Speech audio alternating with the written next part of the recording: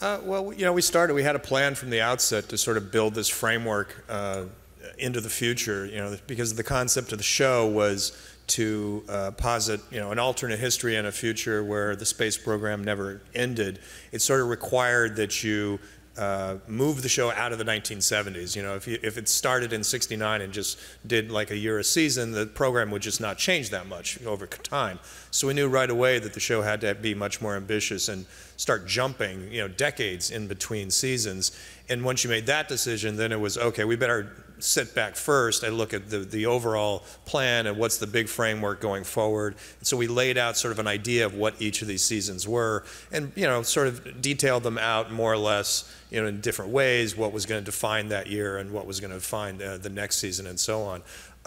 But the relationship between the audience has been great. It hasn't really changed the story that we set out to tell, and each year we've kind of executed the plan that we had at the outset and sort of evolved it along the way. But it's been really great and gratifying, that people are starting to find the show and it's building in success and momentum along the way. It is about pace, and it's about rhythm, to a show, within a show, and the show overall in the season, and a lot of that has to do with editorial, and you're sort of taking the audience to places, and you can't dial it up all the time. You have to know when to slow down, have to know when to quicken the pace, and as we approach sort of each season, we talk about, what's the rhythm of this season, where do we want to start the story this year? Where do we end the story this year? And it's an organic process that changes a lot over time. The fundamental work of how the show is developed is really done in the writers' room. We have a tremendous staff of writers that work very hard on this and give it their all. And one of them is here right now, Sabrina. Two. Sorry. There's two of the writers are here. Eric Phillips and Sabrina Almeida are both here. Also our researcher, Erica Hatvey from For All Mankind. And a large part of the work we do is the work that they do, that sits in these rooms and figures out and breaks stories over and over again. So yeah, just how the Space Hotel just came out of these discussions sitting around the writers' room, really. Well, the last two episodes are, a lot's going to happen. There's some fairly seismic events that are going to happen in the For All Mankind universe in the last couple, and they will propel us in ways large and small into season 4. That's really all I can tell you. I really wanted to do work in television in a real way, in an immersed way, and having said that, I approached it like I was sort of stretching out a movie in many ways, like I could tell a movie over the span of 10 hours, and instead I think what I realized after season 1 is that I was telling lots of mini movies, like a mini movie each episode that built to a larger story. And so that was the first lesson I think I learned, and it was just in adapting to this new format. Even though I was a fan, I'd never been inside it, and as a writer you have to be inside something to sort of learn how to speak it. In the first season I spent my time really building, sort of nurturing these characters with a lot more patience than I would have the time to do in a movie. This was really about, America and a lot of other countries have occupied other countries around the world, and you rarely see on a big stage the perspective of the occupied peoples. And so I thought this was an opportunity to do that in a science fiction way where the Earth is the occupied peoples.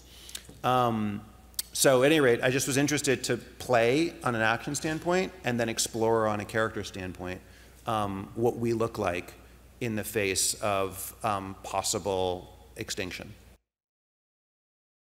Rob had this idea to write this workplace comedy that we partnered with Ubisoft to make, and we kind of made it in this complete vacuum. Apple didn't even have their streaming service live at that time. We finished the first season, and I think 5 months went by before they were able to put it up anywhere. So we were sitting on it for quite a while, and I think we just got like a little bored, and we were like, I want to show it to somebody. Like, I think somebody, because with comedy, you know, you want to hear somebody laugh at it. So, yeah, Rob just started inviting journalists over so that we could watch them watch it. I think we started out thinking that it would be a hard comedy, and we found out in the first season that the room had, or the show had more legs than that. It kind of took us, we did the one-off episode in the first season, which was a sort of mini movie that we stuck into the middle, and it was really earnest and kind of dramatic in parts, and had a completely different cast than our main cast, which is a no-no when you're writing a workplace comedy. And people loved it, and so we realized, like, oh, maybe they're willing to take a journey with us to like slip out of the workplace comedy a little bit more. So in second season, we experimented. You know, the pandemic hit, and we made an episode, a quarantine episode, filmed all in our own houses. Oh, thank you. And in it, there is a solid minute of a woman crying, and I was like, ooh, this is, you know, heavy for a workplace comedy. But I think that what happened was at that time, our workplaces as a culture became very dramatic. And so we wanted to represent for people like how it was feeling for us to be removed from each other, and so we moved into a place with the show where we're not afraid to do things that are a little bit more dramatic and heartfelt, and so that's been a bit of a change, yeah. Well, you know, there was a season that came before me that had done some level of building out the world, and we also had a wonderful team led by one of our producers, Joe Strecce, who is blind, who kind of were there to really, you know, when we would design a set or when we would write a sequence, we'd first sit down with Joe and say, walk us through this. You know, how would this work? How would a city full of blind people work? How would they have built roads, and how would they have gotten their supplies in? And so there was a lot of sort of spending time with Joe and getting his feedback. You know, simple things like how he gets across a room to how he walks outside and can make certain echolocating sounds and know where the mountain ranges are. And so we would start from there and build out.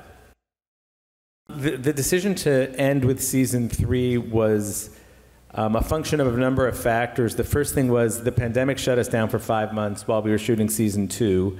And so right away, actors and writers and everybody involved in the show has been on the show longer than they anticipated. And in our case with Jason, because he had certain commitments beyond it that were not going to slide their dates. What became tricky was, we did some time figuring out, you know, how we would shoot a season if we only had him part of the time, if we had to shoot it between, you know, at the beginning, shoot part of the season, then send him off to do a movie, and then, you know, come back and do the second half. And in the end, every version we thought about felt like we'd have to design a show that was less about Baba Voss. Which is his character, and to us, you know, the heart and soul of the show was this man trying to protect his family, and I didn't see, it felt like it would be compromised anyway moving forward, and so we all talked about it and decided, you know, we have this opportunity to do a really full season 3, let's really take the story to its conclusion.